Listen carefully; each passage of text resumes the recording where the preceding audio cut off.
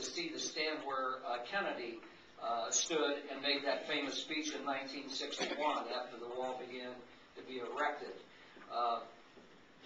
This is what we use for our patrols. We basically had two M151 Army Jeeps with M60 machine guns, and our rules of engagement were if any rounds landed in West Berlin, then we could go ahead and open fire. So if they were shooting at somebody who was trying to escape and the rounds did not hit in West Berlin, then obviously we were not supposed to do that. Okay. I've got a couple pictures here that we'll just go through quickly. This just showed you how when they put the wall up, they just went straight down through the middle of streets, through the middle of buildings, and cemented off the windows, etc. And that's how they handled it on the inside of the city. The next picture will be out in the countryside. Was a lot different. They had about a 100-meter death strip that they called it, and this is where we patrolled each and every foot of the American sector. Then we had to put down the border of the boundary between the American and British sector and the Russians was the river in some areas, so that was one of their patrol boats. This, we just had to put down how many there were occupying that particular bunker, what they were, what kind of arms, if they were carrying AK-47s or whatever, and then we had to report that back to our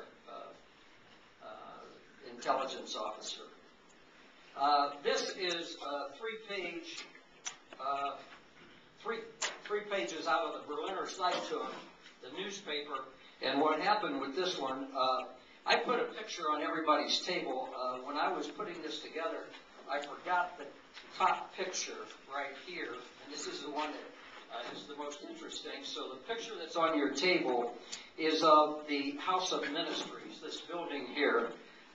That's where Hermann Goering's Luftwaffe was headquartered, and also in that movie that Tom Cruise was in about the Reed. If you'll remember, after the explosion happened and when they were calling out the Civil Defense Force, everybody was lining up in the front of a gray building, and that was this building that obviously is still there.